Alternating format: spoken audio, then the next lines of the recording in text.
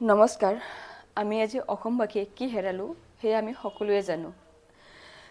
আজি মই কোনো ধৰণৰ ভিডিঅ' দিব পৰা নাই, কাৰণ মোৰ মাজত সেইখিনি শক্তিয়ে নাই। কিন্তু মই এইটো ভিডিঅ' বনাই আছোঁ এটা কাৰণতহে।